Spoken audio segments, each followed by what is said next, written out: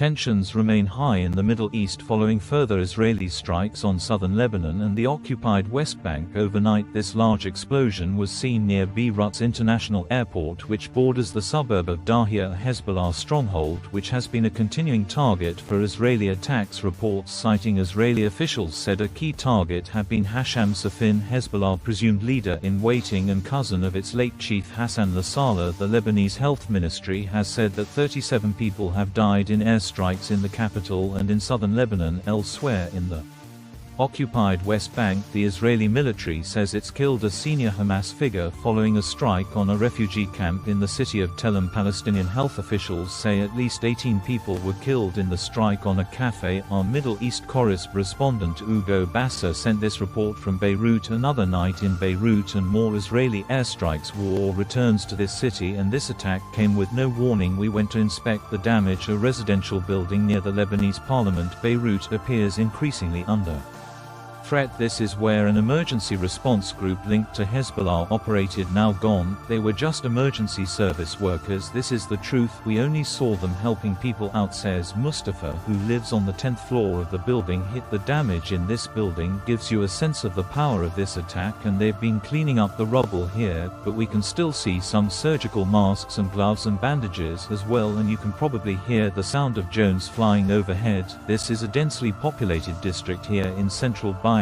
These are some of the victims of the attack. They include one rescue officer and 2 paramedics. The recent Israeli airstrikes have killed 97 medical workers across Lebanon, according to the health minister. The Israeli military hasn't commented about this attack, but this HBMP remains defined. Things are clear and our position has remained unchanged. We've not deviated an inch from it, and we shall continue down this path. The senator across the street wasn't spared the damage these days in Beirut. There's no peace for the living or the dead. Hugo Massa, BBC News. Buyout will say Shahata from BBC Arabic updated us on the latest hour from the overnight period. There is continuing our Israeli strikes, and one of them, it's reported from Israeli sources, it was targeting Hashem Safieddine, the potential successor of Hassan N, to be the leader of Hezbollah, but there is no confirmed news about he is dead or not, and there's no statement from Hezbollah. So still this like kind of reports about they were targeting him, but he was deep underground. At the same time, you know, the explosion were heard in Beirut because it was striking Dahieh, which is the stronghold of the Hezbollah. In addition to that, there is 2 missiles were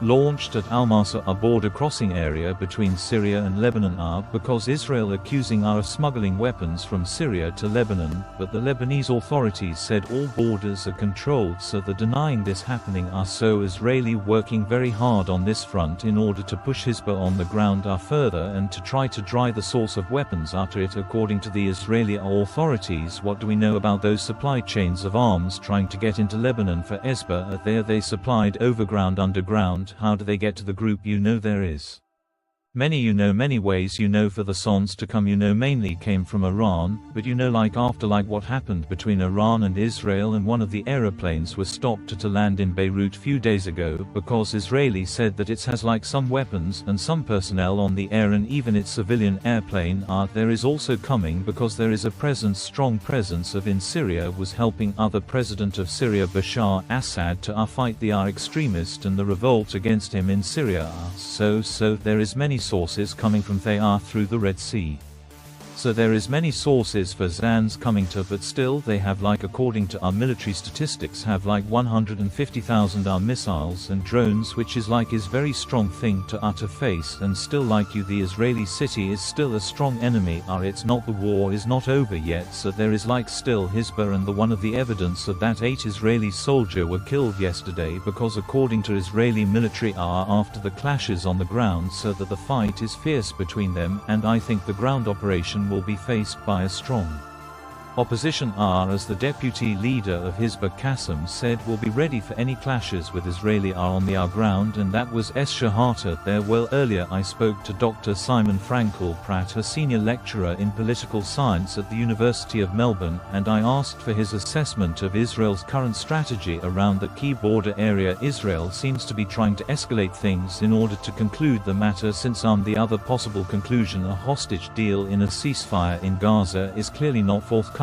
So Israel has in the past few weeks just Effectively deleted Hezbollah's strategic and senior leadership, and since Hezbollah is now in a very weak position, it looks as though Israel is trying to press the matter by invading on the ground and attacking and destroying the physical infrastructure throughout the border area in south of Lebanon that has been threatening Israel's north for so long. When you say Hezbollah is in a weak position, are we talking about leadership or arms? Well, you could have all the arms you want if you don't have the sorts of veteran commanders and strategists and leaders to direct the use of those arms. They're not going to do you all that much good. So yes, Hezbollah has plenty of rank and file personnel, but the senior leaders of the organization cannot be easily replaced. They have many decades, in some cases, of combat experience, of training, of long-standing relationships with partners in Iran and in other parts of the region, and without those senior leaders, the organization is way weaker than it has been in decades.